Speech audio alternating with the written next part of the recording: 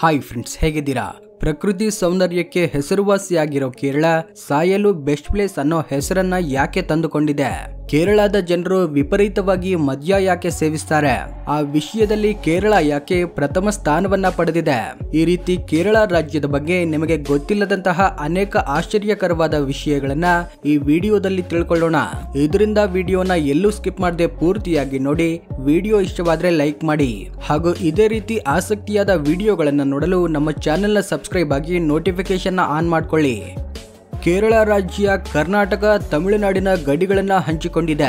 ದಕ್ಷಿಣ ಭಾರತ ಎಂದು ಪರಿಗಣಿಸಲ್ಪಡೋ 5 ರಾಜ್ಯಗಳಲ್ಲಿ ಕೇರಳ ಕೂಡ ಒಂದಾಗಿದೆ. ದೇವರ ನಾಡು ಅಂತ ಕರೆಯಲ್ಪಡೋ ಕೇರಳ ಪ್ರಕೃತಿ ಸೌಂದರ್ಯಕ್ಕೆ ಹೆಸರುವಾಸಿಯಾಗಿದೆ. ರಮಣೀಯವಾದ ಸಮುದ್ರ ತೀರಗಳು, ಹಚ್ಚ ಹಸುರಿನ ಪರ್ವತಗಳು, ಸ್ವಚ್ಛವಾದ ನದಿಗಳು, ಕಾಲುವೆಗಳು ನಿಸರ್ಗ ಪ್ರೇಮಿಗಳ ಹೃದಯವನ್ನ ಗೆಲ್ತವೆ. ಬಹುಮುಖ್ಯವಾಗಿ ಇಲ್ಲಿನ ಬ್ಯಾಕ್ ವಾಟರ್ ಮೇಲಿನ ಹಡಗು ಪ್ರಯಾಣವನ್ನ ಯಾರೂ ಕೂಡ ಮರೆಯೋದಿಲ್ಲ. ಕೇರಳದಲ್ಲಿ ನೀವು ಕಣ್ಣು ಹಾಯಿಸಿದ ಕಡೆಯೆಲ್ಲ ತೆಂಗಿನ ಮರಗಳು ಕಾಣಿಸ್ತವೆ. ಕೇರಳ ಎಂಬ ಪದ ಮಲಯಾಳಿ ಭಾಷೆ ಕೇರಳಂನಿಂದ ಬಂದಿದೆ. ಕೇರಳ ಅನ್ನೋ ಪದಕ್ಕೆ ತೆಂಗಿನ ಮರಗಳ ನೆಲ ಎಂಬ ಅರ್ಥ ಬರುತ್ತೆ. ಕೇರಳದ ರಾಜಧಾನಿ ತಿರುವನಂತಪುರಂನಲ್ಲಿರೋ ಪದ್ಮನಾಭ ಸ್ವಾಮಿ ಆಲಯ ವಿಶ್ವದಲ್ಲೇ ಅತ್ಯಂತ ಶ್ರೀಮಂತವಾದ ಹಿಂದೂ ಆಲಯ ಆಗಿದೆ. ಈ ಆಲಯದ ಆಸ್ತಿ ಸರಿ ಸುಮಾರು $22 ಬಿಲಿಯನ್. ಕೇರಳ ರಾಜ್ಯ ಭಾರತದಲ್ಲಿಯೇ ಅತಿ ಹೆಚ್ಚು ಲಿಟ್ರಸಿ ರೇಟ್ ಅಂದ್ರೆ ಅಕ್ಷರ ಜ್ಞಾನ ಹೊಂದಿರೋ ರಾಜ್ಯ ಆಗಿದೆ. ಕೇರಳದ ಲಿಟ್ರಸಿ ರೇಟ್ 96.5% ಅಷ್ಟಿದೆ. ಕೇರಳದಲ್ಲಿನ ಪ್ರತಿಯೊಂದು ಗ್ರಾಮದಲ್ಲಿ ಬ್ಯಾಂಕಿಂಗ್ ಸೇವೆಗಳ ಸೌಲಭ್ಯ ಇರುತ್ತೆ. ಇದರಿಂದ ಬ್ಯಾಂಕ್ಗೆ ಸಂಬಂಧಪಟ್ಟ ಯಾವುದೇ ಕೆಲಸ ಇದ್ರೂ ಕೂಡ ಜನರು ತಮ್ಮ ತಮ್ಮ ಗ್ರಾಮಗಳನ್ನ ಬಿಟ್ಟು ಹೊರಗಡೆ ಹೋಗೋ ಅವಶ್ಯಕತೆ ಬೀಳೋದಿಲ್ಲ. ಭಾರತದಲ್ಲಿ ಪಶ್ಚಿಮ ದಿಕ್ಕಲ್ಲಿ ವಿಸ್ತರಿಸಿರುವ ಕೇರಳ ತೀರ ಪ್ರದೇಶವನ್ನ ಮಲಬಾರ್ ಅಂತ ಕರೀತಾರೆ. ನ್ಯಾಷನಲ್ ಜಿಯೋಗ್ರಫಿಕ್ ಟ್ರಾವೆಲರ್ಸ್ ರವರು ಮಾಡಿದ ಸರ್ವೆ ಪ್ರಕಾರ ವಿಶ್ವದಲ್ಲಿ ಪ್ರವಾಸಿಗರು ನೋಡಬೇಕಾದ ಮೊದಲ 50 ಪ್ರದೇಶಗಳಲ್ಲಿ ಕೇರಳ ಸ್ಥಾನ ಪಡೆದಿದೆ. ಕೇರಳದ ನಿಸರ್ಗ ಸೌಂದರ್ಯವನ್ನ 4 ಭಾಗಗಳಾಗಿ ವಿಂಗಡಿಸಬಹುದು. ಸಮುದ್ರ ತೀರ ಪ್ರದೇಶಗಳು, ಹಚ್ಚ ಹಸುರಿನ ಪರ್ವತಗಳು, ಜಲಪಾತಗಳು, ಬ್ಯಾಕ್ ವಾಟರ್ ನ ಪ್ರಯಾಣ ಇಲ್ಲಿ ಬಹುಮುಖ್ಯವಾದವು. ಕೇರಳದ ಭೂ ವಿಸ್ತೀರ್ಣ 36,863 ಚದರ ಕಿಲೋಮೀಟರ್ ಅಷ್ಟಿರುತ್ತೆ. ಇದು ಭಾರತದ ಭೂ ವಿಸ್ತೀರ್ಣದಲ್ಲಿ 1.18% ಅಷ್ಟಿರುತ್ತೆ. ಇಲ್ಲಿ ಮಲಯಾಳಂ ಭಾಷೆ ಕೇರಳದ ಪ್ರಧಾನ ಭಾಷೆಯಾಗಿದೆ.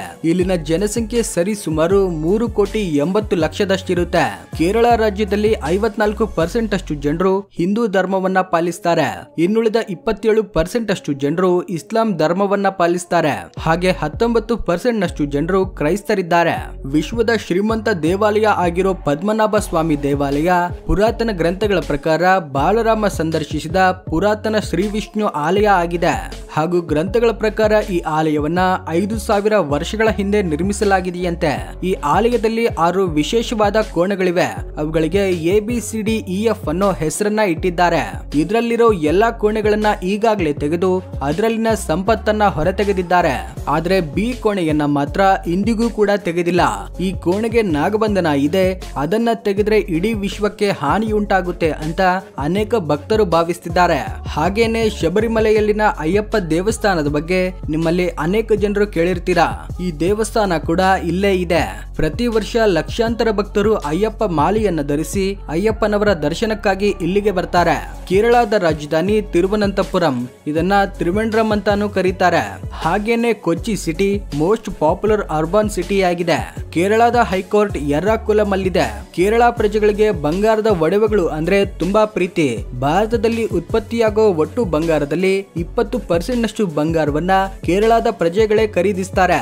ಭಾರತದಲ್ಲೇ ಅತಿ ಹೆಚ್ಚು ಅವಳಿ ಜವಳಿ ಮಕ್ಕಳು ಹುಟ್ಟುವ ಗ್ರಾಮವಾಗಿ ಕೇರಳದ ಮಣಪುರಂ ಜಿಲ್ಲೆಯಲ್ಲಿನ ಕೊಡಿಹಿರಿ ಹೆಸರುವಾಸಿಯಾಗಿದೆ. ಕೆಲವೊಂದು ರಿಪೋರ್ಟ್ಗಳ ಪ್ರಕಾರ ವಿಶ್ವಾದ್ಯಂತ ಜನಿಸುವ ಪ್ರತಿ 1000 ಮಕ್ಕಳಲ್ಲಿ 4 ಮಕ್ಕಳು ಅವಳಿ ಜವಳಿಯಾಗಿರ್ತಾರೆ.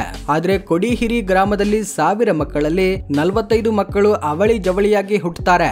ಭಾರತದಲ್ಲಿ ಹೊಸದಾಗಿ ಮದುವೆಯಾದ ದಂಪತಿಗಳು ತಮ್ಮ ಹನಿಮೂನ್ಗೋಸ್ಕರ ಹೆಚ್ಚಾಗಿ ಕೇರಳಗೆ ಹೋಗಲು ಇಷ್ಟಪಡ್ತಾರೆ. ಮತ್ತು ಭಾರತದಲ್ಲಿ ಅತಿ ಹೆಚ್ಚು ರಬ್ಬರ್ ಉತ್ಪಾದನೆಯನ್ನ ಕೇರಳ ಮಾಡುತ್ತೆ. ದೇಶದಲ್ಲಿ ಉತ್ಪತ್ತಿಯಾಗುವ ರಬ್ಬರ್ ಅಲ್ಲಿ 90% ಅಷ್ಟು ರಬ್ಬರ್ ಅನ್ನ ಕೇರಳದಲ್ಲೇ ಬೆಳೆಯಲಾಗುತ್ತೆ. ಕೇರಳ ನಂತರ ತಮಿಳುನಾಡು 2ನೇ ಸ್ಥಾನದಲ್ಲಿದೆ. ಹಾಗೂ ಇಡೀ ದೇಶದಲ್ಲೇ ಅತಿ ಹೆಚ್ಚು ತೆಂಗಿನಕಾಯಿಗಳನ್ನ ಬೆಳೆಸೋ ರಾಜ್ಯ ಕೂಡ ಕೇರಳ ಆಗಿದೆ. ಕೇರಳ ನಂತರ ಕರ್ನಾಟಕ, ತಮಿಳುನಾಡು, ಆಂಧ್ರ ಪ್ರದೇಶದಲ್ಲಿ ಅತಿ ಹೆಚ್ಚು ತೆಂಗು ಬೆಳೆಯಲಾಗುತ್ತೆ. ಸಾಮಾನ್ಯವಾಗಿ ಭಾರತದಲ್ಲಿ ಒಬ್ಬ ವ್ಯಕ್ತಿಯ ಜೀವಿತಾವಧಿ ಸರಾಸರಿ 60ರಿಂದ 65 ವರ್ಷ ಇರುತ್ತೆ. ಆದ್ರೆ ಕೇರಳದಲ್ಲಿ ಈ ಲೆಕ್ಕಗಳು ಭಿನ್ನವಾಗಿರ್ತವೆ.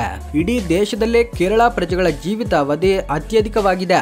ರೀಸೆಂಟ್ ಆಗಿ ಮಾಡಿದ ಒಂದು ಅಧ್ಯಯನದ ಪ್ರಕಾರ ಕೇರಳದಲ್ಲಿ ನಿವಾಸಿಸುವ ಒಬ್ಬ ಸಾಧಾರಣ ವ್ಯಕ್ತಿಯ ಸರಾಸರಿ ಜೀವಿತಾವಧಿ 70ರಿಂದ 75 ವರ್ಷ ಇರುತ್ತೆ. ಭಾರತದಲ್ಲೇ ಅತ್ಯಂತ ಪುರಾತನವಾದ ಪುಣ್ಯಕ್ಷೇತ್ರಗಳಲ್ಲಿ ಒಂದಾದ ಚರಾಮನ್ ಜುಮಾ ಮಸೀದ್ ಕೇರಳದಲ್ಲೇ ಇದೆ ಹಾಗೂ ಮೊಟ್ಟ ಮೊದಲ ಮಸೀದ್ ಕೂಡ ಇದೆ ಎಂದು ಹೇಳಲಾಗುತ್ತೆ. ಅರಬ್ ಸಾಮ್ರಾಜ್ಯವನ್ನ ವಿಸ್ತರಿಸಲು ಬಂದ ಮಾಲಿಕ್ ದಿನಾರ್ ಕ್ರಿಸ್ತಶಕ 629ರಲ್ಲಿ ಕೊಂಡಗಲ್ಲೂರ್ನಲ್ಲಿ ಇದನ್ನ ನಿರ್ಮಿಸ್ತಾರೆ. ಈ ಮಸೀದ್ ನಲ್ಲಿ ಯಾವುದೋ ಒಂದು ದೈವಶಕ್ತಿ ಇದೆ ಅಂತ ಅಲ್ಲಿನ ಸ್ಥಳೀಯರು ಹೇಳ್ತಾರೆ. ಇದಕ್ಕಾಗಿ ಈ ಮಸೀದ್ ತುಂಬಾ ಪ್ರಖ್ಯಾತಿಯಾಗಿದೆ. ದೇಶದ ಮೂಲೆ ಮೂಲೆಯಿಂದ ಮುಸಲ್ಮಾನರು ಇಲ್ಲಿಗೆ ಬರಲು ಪ್ರಾರಂಭಿಸ್ತಾರೆ. ಈ ಮಸೀದಲ್ಲಿ ಒಂದು ಲಾಂತರ್ ಇದೆ. ಅದು ಕಳೆದ 1000 ವರ್ಷಗಳಿಂದ ಉರಿಯುತ್ತಲೇ ಇದೆ ಅಂತ, ಸದಾಕಾಲ ಅದೇ ರೀತಿಯಾಗಿ ಉರಿಯುತ್ತಲೇ ಇರುತ್ತೆ ಅಂತ ಅನೇಕ ವಿಶ್ವಾಸಿಗಳು ಹೇಳ್ತಿದ್ದಾರೆ. ಇಲ್ಲಿಗೆ ಇಸ್ಲಾಂ ಧರ್ಮದವರೊಂದೇ ಅಲ್ಲದೆ ಇತರೆ ಧರ್ಮದವರು ಕೂಡ ಬರ್ತಾರೆ. ಭಾರತದಲ್ಲೇ ಅತಿ ವಿಶಾಲವಾದ ಫ್ಲೋಟಿಂಗ್ ಸೋಲಾರ್ ಪ್ಲಾಂಟ್ ನ ವೈನಾಡ್ ಹತ್ರ ಬಣಸೂರು ಸಾಗರ್ ರಿಸರ್ವೈರ್ ಮೇಲೆ ನಿರ್ಮಿಸಲಾಗಿದೆ. ಈ ಪ್ರಾಜೆಕ್ಟ್ ಗೆ 100 ಕೋಟಿ ರೂಪಾಯಿ ಖರ್ಚಾಗಿದೆ. ಇದನ್ನ ಪೂರ್ತಿಗೊಳಿಸಲು 1.5 ವರ್ಷ ಸಮಯ ಹಿಡಿಯುತ್ತೆ. ಕೇರಳದಲ್ಲಿ ಪುರಾತನ ಕಾಲದಿಂದ ಹಿಡಿದು ಈಗಿನವರೆಗೂ ಆನೆಗಳನ್ನ ತುಂಬಾ ಪ್ರೀತಿಯಿಂದ ನೋಡಿಕೊಳ್ತಾರೆ. ಕೇರಳದ ರಾಜ್ಯ ಪ್ರಾಣಿ ಆನೆ ಆಗಿದೆ. ಇದಕ್ಕಾಗಿ ಕೇರಳದ ರಾಜ್ಯದ ಚಿಹ್ನೆ ಮೇಲೆ ನಮಗೆ ಆನೆ ಕಾಣಿಸುತ್ತೆ. ಕೇರಳದಲ್ಲಿ ಆನೆಗಳನ್ನ ತುಂಬಾ ಪವಿತ್ರವಾಗಿ ಭಾವಿಸ್ತಾರೆ. ಇಷ್ಟೇ ಅಲ್ಲದೆ ಹಬ್ಬ ಹರಿದಿನಗಳಲ್ಲಿ ಆನೆಗಳಿಗೆ ವಿಶೇಷ ಪೂಜೆಯನ್ನ ಸಮರ್ಪಿಸ್ತಾರೆ, ಗೌರವಿಸ್ತಾರೆ. ಕೇರಳ ರಾಜ್ಯದ ಬಗ್ಗೆ ಮತ್ತೊಂದು ಆಶ್ಚರ್ಯಗೊಳಿಸೋ ವಿಷಯ ಏನೆಂದ್ರೆ, ಇಡೀ ಭಾರತದಲ್ಲೇ ಅತಿ ಹೆಚ್ಚು ಮದ್ಯ ಸೇವಿಸೋ ರಾಜ್ಯ ಯಾವುದಾದ್ರೂ ಇದೆಯಾ ಅಂದ್ರೆ ಅದು ಕೇರಳ ಅಂತ ಹೇಳಬಹುದು. ಭಾರತದ ಇತರೆ ರಾಜ್ಯಗಳೊಂದಿಗೆ ಹೋಲಿಸಿ ನೋಡಿದ್ರೆ ಅತಿ ಹೆಚ್ಚು ಮದ್ಯವನ್ನ ಸೇವಿಸೋ ಜನರು ಕೇರಳದಲ್ಲೇ ಇದ್ದಾರೆ. ಇದರಿಂದ ಕೇರಳ ಆಲ್ಕೋಹಾಲ್ ಕನ್ಸಂಪ್ಷನ್ ಹಾಗೂ ಸೆಲ್ಲಿಂಗ್ ನಲ್ಲಿ ಭಾರತದಲ್ಲೇ ಮೊದಲನೇ ಸ್ಥಾನದಲ್ಲಿದೆ. 2016-17 ಲೆಕ್ಕಗಳ ಪ್ರಕಾರ ವಾರ್ಷಿಕವಾಗಿ ಒಬ್ಬ ವ್ಯಕ್ತಿ ಸರಾಸರಿ 10ರಿಂದ 12 ಲೀಟರ್ ಅಷ್ಟು ಮದ್ಯವನ್ನ ಇಲ್ಲಿ ಸೇವಿಸ್ತಾನೆ. ಭಾರತದಲ್ಲೇ ಅತಿ ಹೆಚ್ಚು ಬಾರ್ಗಳನ್ನ ಹೊಂದಿರೋ ರಾಜ್ಯ ಕೂಡ ಕೇರಳ ಆಗಿದೆ. ಇಲ್ಲಿ ಎಲ್ಲರೂ ಗಮನಿಸಬೇಕಾದ ಮತ್ತೊಂದು ವಿಷಯ ಏನೆಂದ್ರೆ, ಅತಿ ಹೆಚ್ಚು ಕುಡುಕರಿರೋ ರಾಜ್ಯದಲ್ಲಿ ಅತಿ ಹೆಚ್ಚು ವಿದ್ಯಾವಂತರಿದ್ದಾರೆ. ಸೊ ನೋಡಿದ್ರಲ್ವಾ ಫ್ರೆಂಡ್ಸ್, ಕೇರಳ ರಾಜ್ಯದ ಬಗ್ಗೆ ಕೆಲವೊಂದು ಆಸಕ್ತಿಯಾದ ವಿಷಯಗಳನ್ನ. ನಿಮ್ಮಲ್ಲಿ ಯಾರಾದ್ರೂ ಕೇರಳಗೆ ಹೋಗಿದ್ರೆ ಕಾಮೆಂಟ್ ಮೂಲಕ ತಿಳಿಸಿ. ಈಗ ಮಾನ್ಸೂನ್ ಸೀಸನ್ ಅಲ್ಲಿ ಕೇರಳ ತುಂಬಾ ಚೆನ್ನಾಗಿರುತ್ತೆ. ನೀವು ಕೂಡ ಹೋಗಿ ಎಂಜಾಯ್ ಮಾಡಿ. ಈ ವಿಡಿಯೋ ಇಷ್ಟವಾಗಿದ್ರೆ ಲೈಕ್ ಮಾಡಿ, ನಿಮ್ಮ ಫ್ರೆಂಡ್ಸ್ ಅಂಡ್ ಫ್ಯಾಮಿಲಿ ಜೊತೆ ಶೇರ್ ಮಾಡಿ. ಈ ರೀತಿ ಮತ್ತಷ್ಟು ಆಸಕ್ತಿಯಾದ ವಿಡಿಯೋಗಳನ್ನ ನೋಡಲು ನಮ್ಮ ಚಾನೆಲ್ ಸಬ್ಸ್ಕ್ರೈಬ್ ಆಗಿ ನೋಟಿಫಿಕೇಶನ್ ಆನ್ ಮಾಡ್ಕೊಳ್ಳಿ. Thank you for watching.